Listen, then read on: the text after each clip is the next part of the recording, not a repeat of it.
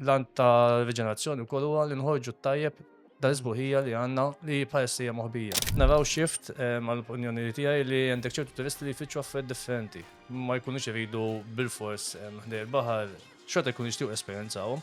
Imma forsi jkunu jixtiequ wkoll esperjenzaw dik xi ħaġa lokali, restaurants lokali. Kemm sinifikanti l-fatt li ġej għal-McDonald's il-Ħamrun?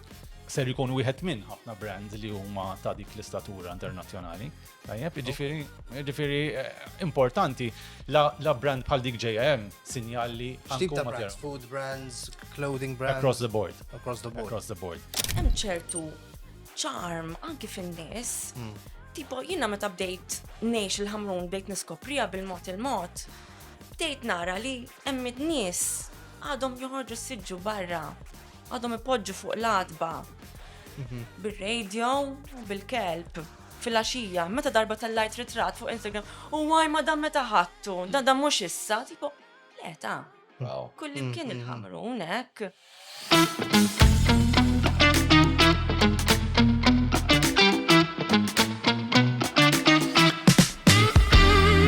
Ħamrun could be set for big regeneration in all aspects, from food to business to culture. With me today is the mayor of Ħamrun, Christian Sammut, and his advisor Thomas Mahoney. Chris, xe tiġi f'Ħamrun, x'inhi dil-reġenerazzjoni? Il-Ħamrun. Il-Ħamrun għam ċertu żmien tħalla kif inhu, fis-sens ma tantx rajna investiment fih madwar tal-aħħar 20 sena. Fil-fatt għadu kollu kif kien. U dik hija xi ħaġa pożittiva wkoll li hemm fih li għadu autentiku, għadu dik xi ħaġa tradizzjonali wkoll li llum f'ħafna postijiet ukoll qed tintelef. Ir-Reġenerazzjoni hija parti tagħna hija li qegħdin nagħmlu diversi restawr ta' binjiet fosthom il-prinċipali fejn restawrajna diversi galleriji, restawrajna ħafna mill-knejjes tagħna mill-kappelli mill-monumenti kollha bdejna nagħmluhom ukoll. Għamilna ġenerazzjoni sieħa ta' prinċipali fejn bidlet totalment u llum hija waħda iktar li tattirak.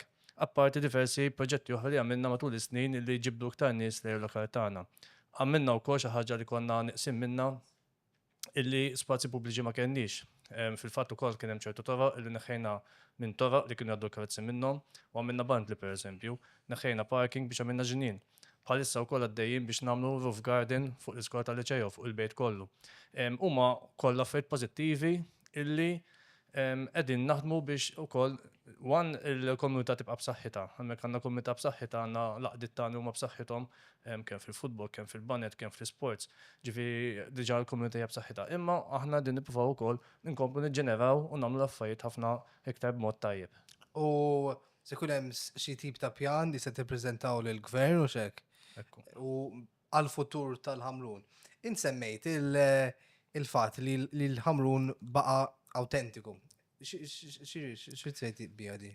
Ħafna mid-djar tradizzjonali kienu bnew fl-antik pa' speċi għadhom bl-istess mudell. Anke kbir aktar ritratti ta' kważi mit-sena ilu għadhom kważi kollox l-istess stil, l-istess binja, l-istess kollox. Ġifieri isek inti għalkemm żmien inbidlu, il-post il-ġebla baqgħet l-istess. U xaġa sabiħa. Per eżempju, meta nagħmlu attivitajiet in-nies tiġi għaliex toroq tagħna jilqgħuk, speċjalment prinċipali, jekk għamilna l-festival taċ-ċokkolata, jiġuk ħafna nies, karnival jiġuk ħafna nies, jekk għamilna xi shows jiġuk in-nies, festa. Ġifieri hija triq li tilqak, triq li għandha żbuħija tagħha u l-an ta' Reġenerazzjoni wkoll huwa li nħorġu tajjeb dal-żbuħija li għandna li bħalissija moħbija. U t-turisti qed ifittxu daw l-esperjenzi u x'hekk iktar autentiċi. Ma jridux jgħixu ġo mużew, they want to be part of the community. Qed naraw shift mal-opinjoni tiegħi li għandek ċertu turisti li jfittxu affarijiet differenti. Ma jkunux iridu bil-fors ħdej il-baħar, xorta jkunu jixtiequ esperjenzawhom, imma forsi jkunu jixtiequ wkoll esperjenzaw dik xi ħaġa lokali, restaurants lokali, il-ħwienet lokali, id-djar lokali, ġifieri meta tiġi Malta għandek prodott enormi xwieħed għalkemm żgħar aħna għandek prodott enormi ta' storja, ta' kultura li tista' wkoll di tesperjenzaha f'lokal partikolari li huwa ċentrali ħafna. So this is a very interesting selling point for Ħamrun. For tourists, it's seen as an extension of the capital city. How does this affect business in Ħamrun, which we see as a separate town? Meta inti tara Ħamrun bħala minn dak il-lenti huwa post ċentrali għal Malta kollha. mhux għall-belt biss. Ovvjament il-belt hija l-iktar punt b'saħħtu bħalissa li hawn għat-turiżmu. Inti li għal-turist tajtlu Usmani qiegħed 10 minuti il-bot mill-belt kapitali u meta inti l-prezzijiet il-belt huma tant u l-Ħamrun tista' toħroġhom tant, meta inti f'10 minuti wasalt triq waħda. Għandek ħafna benefiċċji xi ħaġa lokali, għandek benefiċċji kbar li wieħed hemm ħafna nies li ġadin jaraw. So what changes have you seen over the last 8 to 10 years in Ħamrun, and what can we expect to see over the next 5 years? Dal-aħħar rajt ħafna nies li mhumiex minn Ħamrun u jemnu ħafna fih. Dik hija xi ħaġa li kemm pożittiva u kemm negattiva, għaliex meta tara nies minn barra li qegħdin jaraw il-potenzjal, u mbagħad meta għandek in-nies tal-lokali forsi mhux qed jaraw dak il-potenzjal, għandek it-tajb u l-ħażin. Imma l-importanti huwa li hemm bidu ta' Regeneration, hemm bidu ta' nies li jarfu l-potenzjal li dan il-lokal għandu u nħares il-qoddim li jkompli sejf it-tajba, ma xina ma rridx il-lokal tiegħi jispiċċa lokal fej jattira dak li m'għandix nattiraw. Nixtiequ li dak li nattiraw jibqa' dak xi ħaġa lokali, dak xi ħaġa illi inti tesperjenza dak li ngħixu aħna u tkun qed għat-turiżmu magħtu wkoll. Thomas, you have invested in a couple of townhouses, right, or boutique hotels in Ħamrun, and you're not the only one. I mean, there's a number of planning applications. We saw in the news recently that someone wants to convert a furniture showroom into a boutique hotel. What's driving all this interest in Ħamrun? L-ewwel ħaġa grazzi tal-istudentuna dal-programm. I think we've been looking forward to this program for quite some time. U finalment kien hawn nies bħalkom li jarfu u li ġabru ċertu affarijiet li qegħdin nagħmlu fuq social media u anke f'postijiet oħra u grazzi lilkom nibdew minn hemm. Naħseb qabel ma nirrispondilek id-domanda tajjeb ukoll intikom naqra ta' idea x'qed jiġri fil-pjan tagħna u ħannitter nirrispondilek id-domanda minix naħrablek minnha. Però Chris ilna naħdmu fuq dan il-pjan li bħalissa qed iseħħ più o meno bejn 8 u 10 snin. Però b'mod ħafif ħafna. Is-sena li għaddiet Chris rġajna qadna bil-qiegħda u fil-ħajja tista' tagħmel ħafna affarijiet u tista' tipprepara ħafna affarijiet, però timing huwa kollox. Jekk inti tkun kmieni wisq, l-efforts tiegħek ikunu mitlufin. Jekk inti tkun tard, ovvjament kulħadd jaf se jiġri. It-timing huwa tajjeb minħabba l-fatt li hemm ħafna xogħol li sar u Chris mhux għax jagħta hawnhekk ħdejna ma' Chris naħseb huwa wieħed mill-iktar sindki hawn Malta li jaħdem magħruf ħafna l-Ħamrun kważi huwa brand minnu nnifsu. Ħalli ma tantx nqgħod indur mal-lowża, kulħadd jaf minnu, kulħadd iħobbu maħbub minn kulħadd. Però li qed jiġri huwa li hawn demand u ħanżid naqra ma' Chris biex jinkun nista' nirrispondilek id-domanda. Hawn demand għal dik l-autentiċità. Tajjeb, infatti Lisa Gwen li ħadd titkellem ftit warajja ser tiftaħ fuqha il-għala. Kif qal tajjeb Chris, il-Ħamrun kien intesa' għal ħafna raġunijiet. Però l-fatt li kien intesa' illum dak huwa l-prodott li qed inbjaw kważi kif jgħidu bring the blessing in disguise. Għalfej, għax ma provajniex nagħmluh modern u ma provajniex nagħmluh Instagrammable. U llum il-ġurnata tant kollox huwa polish, tant huwa kollox extra process li meta tiltaqa' ma' xi ħaġa hekk, kważi tieqaf u tipprova tipproċessa. L-ironija tal-ħajja. Jiġifieri in hindsight dik switna tajjeb. Issa x'ġera? Ovvjament il-belt hija waħda mill-isbaħ kapitali li hawn l-Ewropa, nibda dubju, però x'qed jiġri? Qed niltaqgħu ma' ħafna turisti. Tajjeb? Li jgħidulna kif ma nafx minn semmija, għal-jom il-belt u Ħamrun li maqsuma b'triq waħda, tajjeb, triq waħda ta' kilometru u nofs, skont mill-liema parti, għax mill-aħħar biċċa tal-Ħamrun kull m'hemm kilometru. Għal-jom hija l-istess triq. Jiġifieri jiena kont jgħid event tal-aħħar u kien hemm ħafna Amerikani u għattilhom intom fejn qegħdin toqgħodu bħalissa. U meta semmili fejn, ma ġenb fejn noqgħod jiena, ġifieri 2 kilometri l-bogħod. Il-Ħamrun qiegħda tieħu dik il-feeling li hija the quiet extension of Valletta. Iltaqgħu ma' ħafna turisti li t-tfal tagħhom ikunu ġew li żaru l-belt u għadu hemm. Però jgħidulna nixtiequ ma nkunux fil-post fejn hemm pereżempju l-istorbi jew fejn hemm ħafna attività, nixtiequ nkunu fil-parti l-kwieta. Allura din organikament bħalma pereżempju fi żmien kien hemm San Ġiljan u mbagħad ta' Sliema sar l-estensjoni tiegħu, il-Gżira saret estensjoni ta' Sliema. San Ġwan beda jsir estensjoni ta' San Ġiljan u ħafna postijiet oħra, organikament din kif qed timxi l-mappa ta' dan l-iżvilupp, ovvjament il-Ħamrun qiegħda tirriġeneruha. Meta aħna rajna dan il-pjan qiegħed jisu t-timing qiegħed tajjeb, bdejna niskopru wkoll. Mhux fissa ilna niskopru li hemm ħafna nies li raw l-istess viżjoni bħalna. Allura għadna mela kien hemm ħafna investituri, din jinvestu f'proprjetajiet, eċetera, għajna magħhom, u meta skoprejna għal xi qed jagħmlu hekk kellhom l-istess viżjoni bħalna. U jiena u Chris bdejna naħdmu s-sena li għaddiet fuq pjan ta' riġenerazzjoni. Dal-pjan ta' riġenerazzjoni l-ewwel ħaġa hemm rebrand qawwija għal Ħamrun. U dan maqsum fuq 5 ejja ngħidulu hekk pillars. Tajjeb, għandna t-turiżmu li huwa local and foreign tourism. Ħamrun apparti milli ser tibda tatratta turizmu lokali, ser tibda tatratta turizmu barra minn Malta, u dat turizmu jisir jaf bil-Ħamrun qabel ma jasal Malta bħalma u San Ġiljan ta' Sliema. Ovvijament se nara hotels ġodda ġifieri il-Ħamrun. Hemm boutique hotels li qegħdin in the making, hemm boutique hotels li huma miftuħin, hemm biċċiet minnhom li għadhom kif daħlu il-permessi issa, l-applikazzjoni għall permess issa, kif intom stess ikkaverjajtu fil-waħda mill-social media posts tagħkom. Allora dak huwa l-ewwel pillar, tajjeb għandna t-turiżmu. It-tieni pillar huwa li għandek is-sindku u l-konsil li qed jagħmel fi xogħol għall-komunità hemmhekk b'saħħitha kif inhu l-konsil ukoll. Għandek l-Arts, Culture and Heritage Unit ħadd titkellem fuq Lisa Gwen. Lisa Gwen hija curator. Issa, taraw intom, mux ħanqot intija introduzzjoni biex ma nqotx nimlijaw biex xema, għax hija bravissima. Tajjeb, hemm HMR Festivals li ħadd tiġi mibdija s-sena li ġejja. Ġifieri Ħamrun. HMR can stand for a lot of things. Issa tkun Ħamrun means red, issa tkun ħafna affarijiet. Imma daw il-klim se jkunu interchangeable skont it-tip ta' event li ħanamlu ħanaqbdu l-events qed isiru l-Ħamrun u ser intuhom dik l-ispinta professjonali.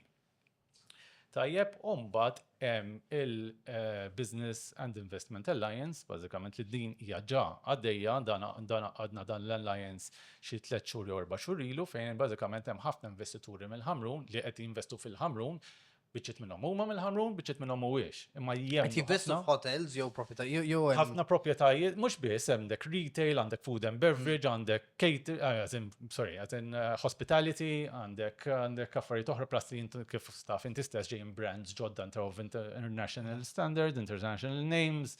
Ġifieri hawn dal-moviment kollu li għal min ma jkunx jaf, ma jkunx qed jagħti każ f'daqqa waħda ser isibu ma' wiċċu, imma an underlying current li huwa miexi kollu f'dik direzzjoni biex nibnu dan il-pjan. Kemm sinifikanti l-fatt li ġej għal McDonald's il-Ħamrun?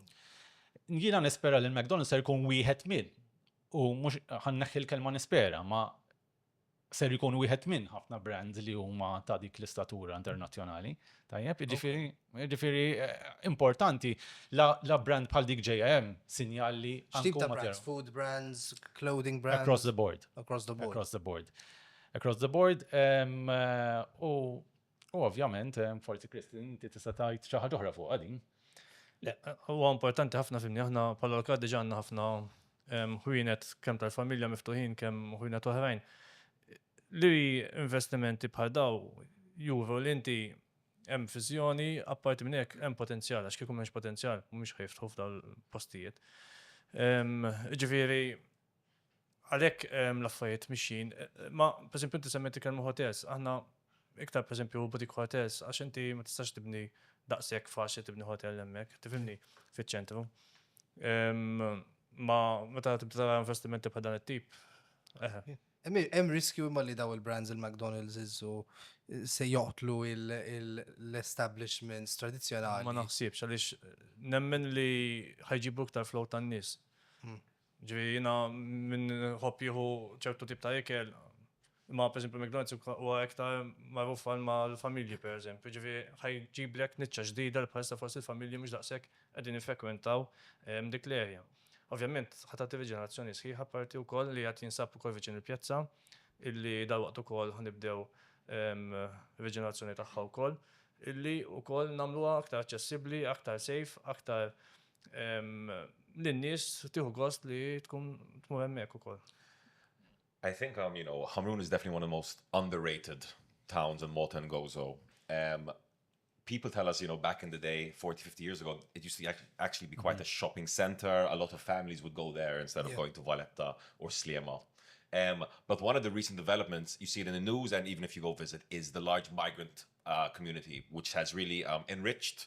You have, great places like Afghan Natural, right? Restaurants like this, but also sometimes it's in the news for other reasons. So how does the migrant community, are they part of your plan? Is there a rollout? Is there some section that they're involved in? How do they, because they're a part of the Ħamrun DNA now, right?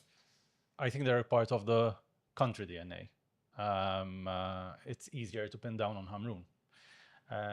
Pero biex inkompli nirrispondi lek il-domanda tiegħek, Iva, ser jkunu parti mill-pjan, ser manka speċjalment fejn HMR Festival din naraw pereżempju events li għandhom x'jaqsmu ma' multiculturalism, pjanijiet oħra li ovvjament jinkludu l-kulħadd. Bħalma diġà jagħmlu postijiet oħra taħt ismijiet u titles differenti, għalli ma nprovawx ġiviri jisu jeżistu hemmhekk biss dawn l-affarijiet tajjeb, però iva huwa parti mill-pjan, naħseb bħal polinka pajjiżi ieħor Ewropej, tmur fejn tmur, dawn jisiru kullum kien u ma tistax tevita at this point. So mainly food is how you see it, them being part of the community. Ġifieri għandek il-kultura, għandek l-integrazzjoni, għandek ovvjament events, fl-aħħar mill-aħħar hija Business-wise. Bħala postijiet li hemm numru ta' barranin hemm xi sitt postijiet f'Malta li għandhom iktar barranin milli Maltin, aħna għadna m'aħniex dik is-sitwazzjoni. Ovvjament aħna bħala li aħna post ċentrali bħalma jiġu l-Maltin bil-postijiet tal-madwar jiġu wkoll barranin, ġifieri forsi xi kultant għalhekk wieħed jara ammont ta' barranin, ma jfissirx li jkollu jqogħdu hemmhekk. Aħna fimni fis-sens l-importanti jkunu miftuħin b'mod tajjeb u kif suppost. Jiena ma nifhimx li jekk jiftaħ pereżempju Indian tal-ikel, pereżempju, ġibba tajjeb, u għax jiftaħ hemm xi ħaġa ħażina. Jiġifieri dawk affarijiet li ma nistax nifhimhom għad nisallum mela Chinese pereżempju ġo posti ieħor il-Ħamrun okej tajjeb. Why does Ħamrun get this kind of negative stigma? Why? Where's this coming Semmejnija qabel ma bdejna dal-podcast, sfortunatament kif għattilkom, jekk ikun hemm biċċa xogħol biex ma noqgħodx insemmi affarijiet li tibda miċ-ċirkowwa u tibqa' sejra sar-Rabat u tgħaddi minn 20 village differenti u tgħaddi minn ġo Ħamrun, il-headline ikun Ħamrun. Ma għala. Assolutament, isiru ħafna affarijiet tajbin, imma in-negattiv u l-kummenti li jkun hemm fuq social media l-iktar li weġġawni jiena li jkun bniedem joqgħod il-Ħamrun u jikkummenta ma jdejjaqnix għax qed jgħixha. Imma inħoss li hemm ċertu nies illi ma jqogħdux hemmhekk, ma jiġux hemmhekk imma jirrepetu ta' dak li jisimgħu. Jiena dawk iweġġawni, jiena li jekk jiġi resident jew xatt li jiġi Ħamrun ngħid l-isma' hemm din problema jew hekk jew mhix tajjeb, naċċettaha għax qed jiġi. Imma li xi ħadd ma joqgħodx hemmhekk u għax sema jew għax jaħseb u kulħadd jikkummenta bla ma jaf il-fatti, sfortunatament hija xi ħaġa repetizzjoni li tissir. U qed tagħmel ukoll ħsara. Absolutely. Għanejli kemm għal-fatt li hemm ħafna negozji qed investu l-flus, they're putting their money on the line fil-Ħamrun, ġifieri it's a good sign, ġifieri daw ma jemnux f'daw il-statement. Ukoll. Timxi bl-affarijiet li tara fuq social media. Jien għandek nemmen, għandek żewġ tipi ta' nies. Għandek it-nies li jaraw bil-qudiem u raw regenerazzjonijiet u gentrification ta' postijiet oħra. Bħalma kien 20 sa 25 sen ilu l-Birgu. Kan jgħidlek, x'jej marrit immur, sallu għan iż-żewġ nixxol. Per eżempju, ġiwi, jżabdu nsemmu, Mbagħad għandek in-nies l-oħra li jridu jaraw a tried and tested formula biex huma wkoll jipparteċipaw. The early entry. Ġifieri, it's all about that. Issa, kif qed insemmu l-barranin qabel ma nħalli s-siġġu tiegħi biex nagħmlu substitution. Xtaqt insemmi żewġ affarijiet oħra. L-ewwel ħaġa tkellimt ftit fuq turiżmu, alla ċajt 140 minn qed jarani jgħid m'għandix turiżmu. Tiftakar l-ewwel darba li tkellimna tim, għatlek inti kont taf li l-Ħamrun għandna shelters, kont taf li l-Ħamrun għandna l-palazzi. Iva. Kont taf li l-Ħamrun għandna Nobelisk. Kont taf il-ħamrun għana water tower. U xi ġnien u Pajna sejrin, għatli ma fejn edin da, u bdejt nibatlek il-ratti, u inti bdejt għajlimma, kif? Għax se nagħmlu l-ħamrun. Il-ħamrun ħan għamlu mappa kemm fizika kemm digitali, tajjeb, ser jkun hemm rotta ta' kulur ieħor, fejn inti tasal il-ħamrun, tajjeb. Ikollok tista' tażem minn half day excursions, full day excursions, private tours, private this and whatever.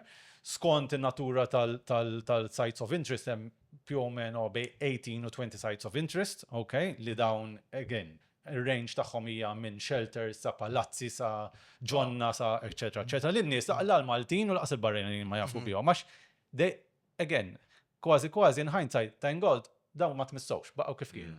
Allura biex jien intik ta' pjan se jiġri dawn dawn l-affarijiet ser jiġu promoted mhux ħażin. It-tieni punt nixtieq insemmi huwa x'se jsir mill-pjan tagħna. U nagħlaq din jiena. Inti pjan tista' tippreparah. Pjan tippreparah jibqa' fuq il-xkaffa. jew jibqa' fuq il-xkaffa jew jiġi effettwat. Nsaħħa l-pjan tagħna ser nippreżentawh mbagħad sta għal dak li jkun jew sta għal min qiegħed il-persuna relevanti biex jgħid isma' dan il-pjan vera jagħmel sens, dal-pjan huwa ta' skoss nies, skoss gruppi li ilhom jinvestu ħafna, li ilhom jistudjaw ħafna u dan jagħmel sens, mhux xi ħaġa li ħarġu f'5 minuti. Issa, x'se nagħmlu bih dal-pjan? Se narmuh? Se nitfaq fuq l-iskaffa? Jew ser nagħmlu kart oħra biex it-turiżmu, l-industrija tat-turiżmu, l-industrija tal-arti li ħatkellimkom Lisa Gwen fuq, u ġifieri xaġa li ma semmejniex li l-ħamrun se ndawruha f'ħabb ta' arti u kultura. Ma mhux nidħol fiha għax probabbli ma nagħmilx ġid. I think Ħamrun is very lucky to have such positive, passionate people like yourselves. I'm so excited to speak to Lisa Gwen. We're going to turn to Lisa Gwen right now. Thank you, Thomas. Hi. Hey, Lisa. So, Hello. Hey. Yeah, I mean, you're already organizing these walk-around tours of Ħamrun. You live there yourself. What are some hidden gems in Ħamrun that, kif sema Thomas ħafna laqas il-Maltin ma jafu bihom? Mela, l-ewwel nixtieq nibda billi ngħid li ili ngħix il-Ħamrun naħseb 12 sena. Minix Ħamruniża, però nħossni Ħamruniża u gburija ħafna li noqgħod il-Ħamrun.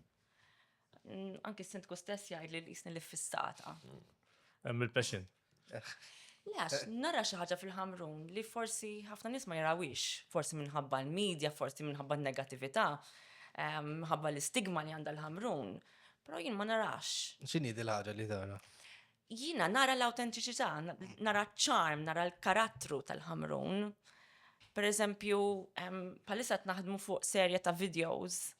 U waħda mill-videos ħatkun time capsule Ħamrun. Okay? Għandi dal-bar fissata wkoll fuq u speċjalment il-Johnny's.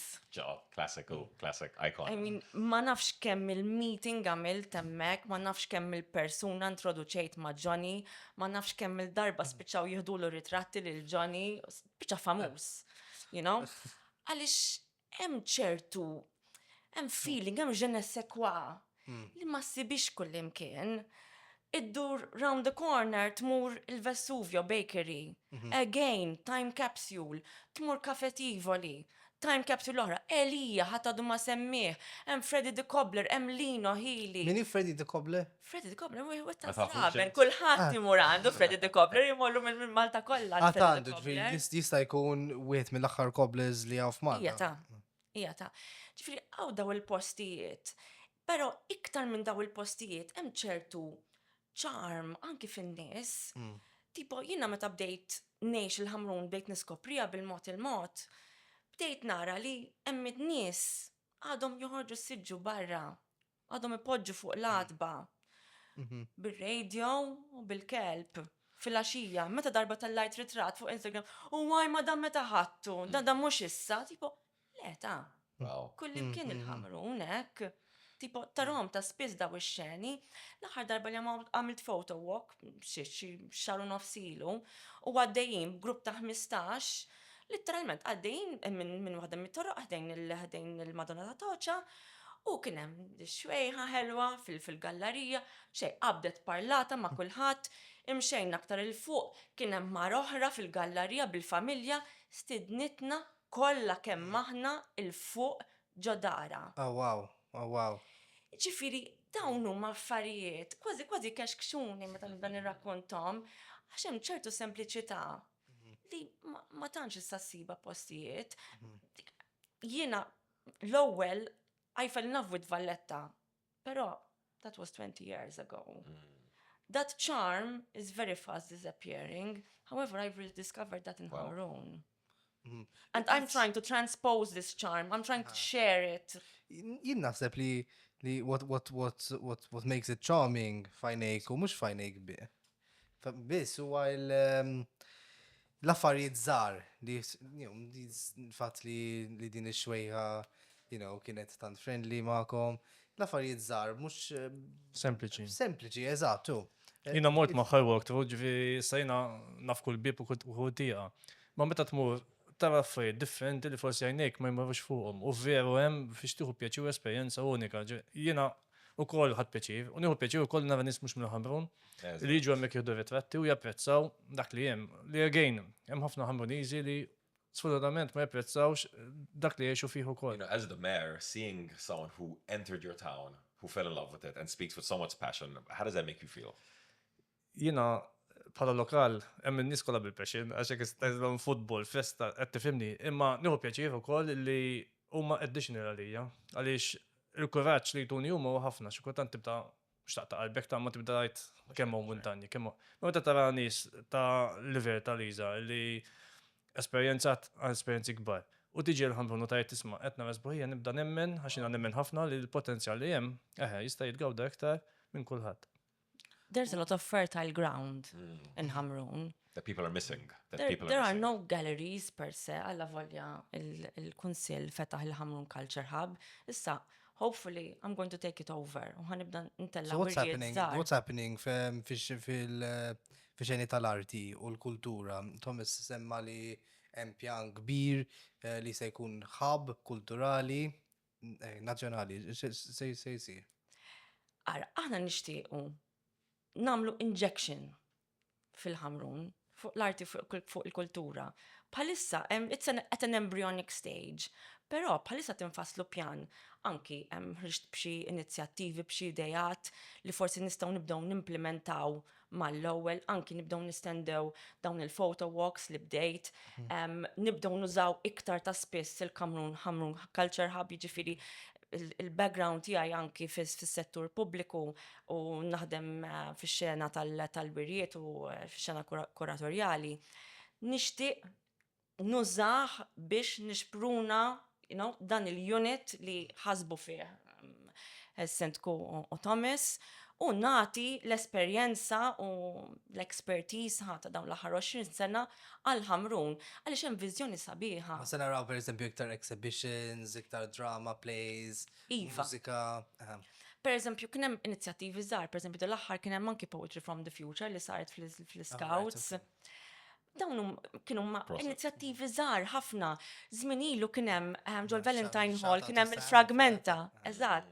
Yes, hi Sam, hi Julian. Naħseb daring one ġod. So, hemm dawn l-inizjattivi żgħar, però nixtieqhom iktar strutturati, ikunu iktar ta' spiss, nġibu iktar nies lejn il-Ħamrun li jistgħu jagħtu xi ħaġa lil Ħamrun. Ma nistax inkun jiena biss li qed narah dan għaliex kull darba li kolli xi ħadd miegħi ħbieb barranin ikunu x'ikunu u nurihom dak li qed nara, kulħadd joħroġ minn hemm jgħidli lallu lis. Tipo, as kelli idea, as tajt nimmaġina, tipo, thank you. No, I think Ħamrun is so lucky to have you guys. Mayor, you seem to have a bit of a dream team forming around you as well, so well done. Guys, let us know in the comments below what you want to see from Ħamrun. We've seen some changes, and it sounds like we're going to see some more big changes. Once again, guys, thank you so much. Thank you. Thank you very much. Thank you. Thank you.